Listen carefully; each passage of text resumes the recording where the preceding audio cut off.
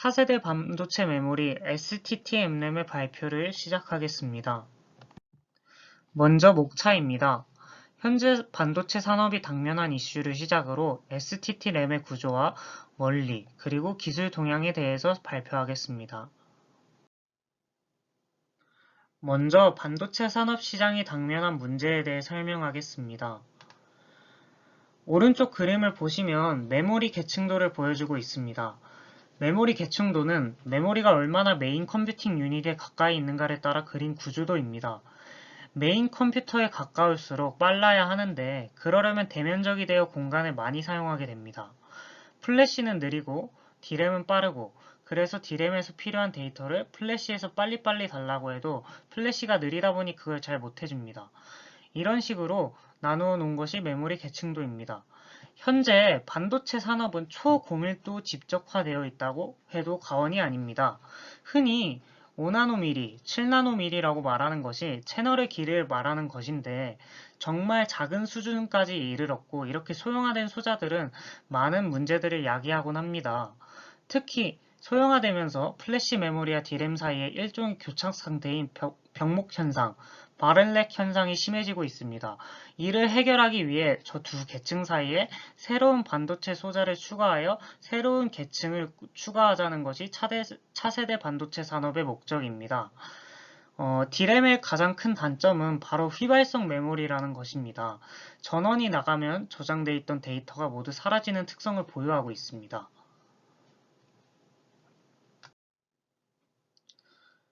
차세대 반도체 산업에서 주로 연구되고 있는 반도체들은 P램과 STT-MRAM, 그리고 FERAM과 R램이 있습니다. 저는 STT-MRAM을 주요 골자로 설명하겠습니다. 본격적으로 STT-MRAM을 설명하기 전 램에 대해서 간단히 알아보겠습니다. 램이란 랜덤 어세스 메모리의 약자로서 주소를 알고 있다면 접근할 수 있다는 것을 의미합니다. 램은 읽고 쓰는 것이 모두 가능합니다. 그중 대표적인 램이 바로 D램과 S램입니다. 하지만 이 램의 경우는 아주 치명적인 단점을 가지고 있습니다. 바로 메모리가 휘발성이라는 것입니다.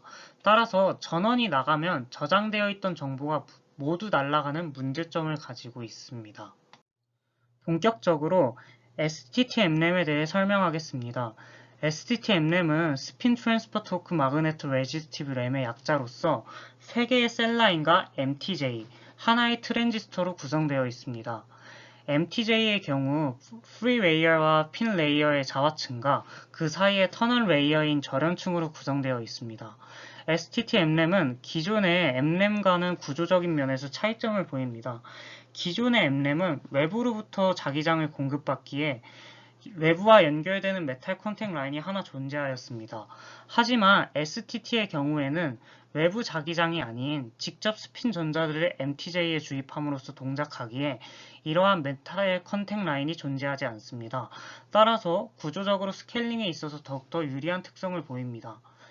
왼쪽과 중앙의 그림은 STT-MRAM의 구조도이고 오른쪽 그림은 실제 제품화되어 있는 반도체 소자 칩입니다. 다음으로 STT-MRAM의 동작 원리에 대해 설명하겠습니다. 먼저 스핀 전류라는 것이 있습니다. 스핀 전류는 전자의 스핀에 의해 발생하는 전류입니다. 전자는 예를 들어 특정한 에너지 스테이트에서 두 개의 전자가 하나의 스테이트에 존재할 수 있고 파울리 베타의 원리에 의해 스핀 방향이 반대로 존재해야만 합니다. 이처럼 전자는 회전을 하고 이는 스핀 가운동량을 가지고 있음을 의미합니다. 스핀 전류가 흐르는 대표적인 상황은 자석의 전류가 흐를 때입니다. STT-MRAM은 이름에서도 알 수 있듯 자기장을 이용하여 컨트롤하는 소자이고 자기장은 스핀 전류를 유발합니다. 위의 그림에서 파란색 원형은 전자이고 F1과 F2는 MTJ의 자하층 그리고 그 사이가 절연층입니다.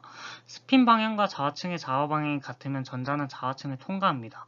하지만 반대로 좌와 방향과 스핀 방향이 다르면 전자는 튕겨져 나옵니다. 이를 스핀 분극이라고 합니다. 어떤 전자가 F1의 자와 방향과 같은 방향으로 스핀을 돌아 자화층을 통과해 절연층으로 갔을 때 F2에 의해서 같은 물리적인 메커니즘을 보이고 F2를 다시 입사하게 되며 전자의 방향은 F2의 자와의 방향과 평행하게 정렬이 됩니다. 이때 정렬된 스핀 전자는 스핀 가운동량의 변화를 일으키게 되는데 운동량 보존 법칙에 의해 변화된 만큼의 가운동량이 F2의 자와 방향에 전달되면서 토크를 발생시킵니다. 전달된 토크의 크기가 충분히 크면 자와의 방향에 영향을 주게 되고 전도되는 스핀 전자의 가운동량이 재료 내의 자와 방향에 영향을 주게 됩니다. 만약 F1과 F2의 자와 방향이 전자의 스핀 방향이 모두 일치하면은 전자는 MTJ를 통과하게 되고 전류가 흐르게 됩니다. 이때는 전류가 흐르는 상태이므로 저항이 낮게 측정됩니다. 반대로 F2의 자와 방향이 반대여서 전자가 통과하지 못해 전류가 흐르지 않으면 저항은 높게 측정이 됩니다. 이렇듯 스핀 전류를 이용해 저항의 비를 도출하고 그를 이용해 0과 1을 구분하는 것이 STT-MRAM의 동작 원리입니다. 그러면 과연 STT-MRAM의 장점은 무엇일까요? 크게 세 가지를 말할 수 있습니다. 첫째, 스케일링의 측면입니다. 기존의 M램과 비교하였을 때 외부에서 자기장을 받아서 쓰는 것이 아닌 직접적으로 스핀 전류를 집어넣는 구조이므로 외부와의 메탈 컨택 부분이 사라져 더욱더 소형화가 가능하게 되었습니다. 이로 인해 기존의 방식보다는 더욱더 높은 직접도를 보이게 되었습니다.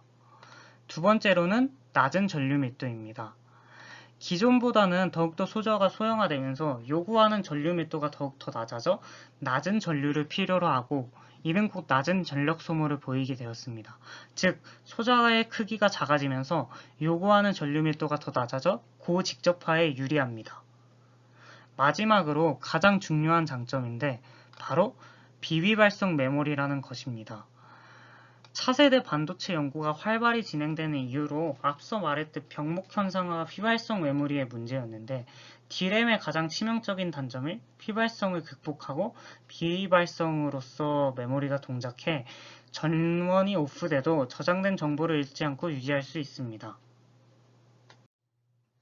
다음으로는 STT-MRAM이 가지고 있는 기술적 이슈에 대해 설명드리겠습니다. STT-MRAM의 가장 핵심 기술은 자화 반전에 필요한 임계 전류 밀도를 감소시키는 것입니다. 즉, 자화 반전 전류를 낮추는 것이 핵심입니다. 이를 위해 많은 연구가 진행되어 왔고 진행 중인데 그 기술 중 하나가 바로 자화 반전 전류 저감 기술입니다. 여기에는 크게 세 가지 방식이 있습니다. 먼저 재료 변화에 의한 자화 반전 전류 저감 기술입니다. MTJ에 사용되는 재료를 개선하는 방법으로 연구가 진행되고 있으며 자유층의 코발트 철 붕소 합금 그리고 절연층의 알루미늄 옥사이드 대신 마그네슘 옥사이드를 사용하는 것이 대표적인 예시입니다. 실제로 일본의 캐논사에서 마그네슘층을 사용하여 효과적으로 저항을 낮춘 사례가 있습니다. 두 번째로는 구조 변화에 의한 자화 반전 전류 저감 기술입니다. 여기서 이중 자기 터널 접합 구조와 합성형 자유층 등이 연구되어 있으며 2007년 그란디스사에서 서로 반대 자화 방향을 갖고 있는 두 고정층 사이의 자유층을 위치시킴으로써 스핀 축적을 증대시키고 자유층과 TA 덮개층 사이의 스핀 펌핑을 제거하여 획기적으로 반전 전류 낮추는 성과를 보여줬습니다. 또한 합성형 자유층의 경우 기존의 단일층에서 벗어나 3층막 형태로 구조화하여 반전 전류 저감 효과와 함께 자유층의 열적 안정성을 높일 수 있다는 장점이 있습니다. 마지막으로 수직 자기 물질을 이용한 스위층 전류 밀도 저감 기술입니다. MTJ의 고정층과 자유층의 수직 자기 이방성 재료의 도입이 제한이 되어 연구가 진행되고 있습니다.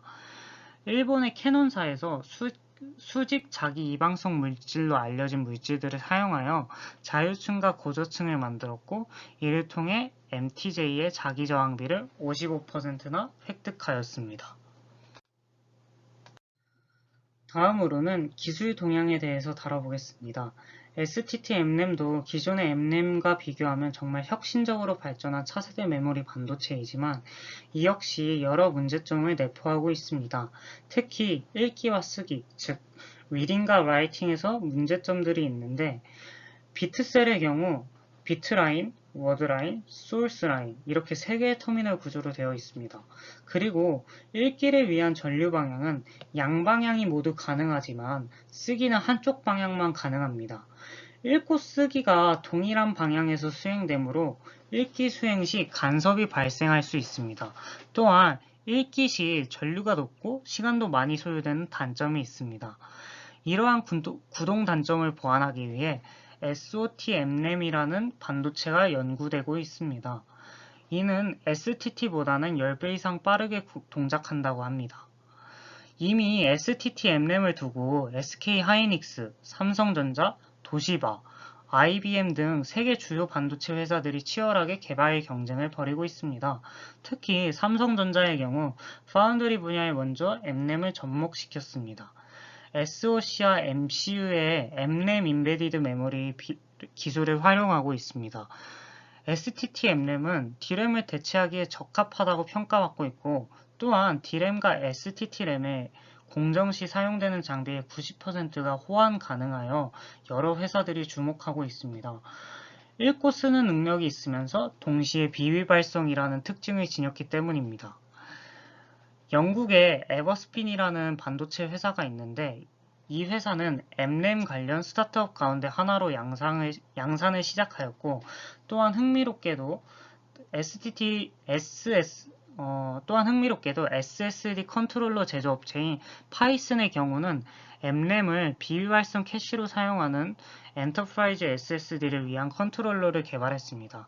이처럼 이미 많은 회사에서 주목을 하고 있고 메모리로서 좋은 장점을 지녔기에 앞으로 연구가 더욱더 활발히 진행될 것입니다. 이상으로 STT-MRAM에 대한 발표를 마치겠습니다. 감사합니다.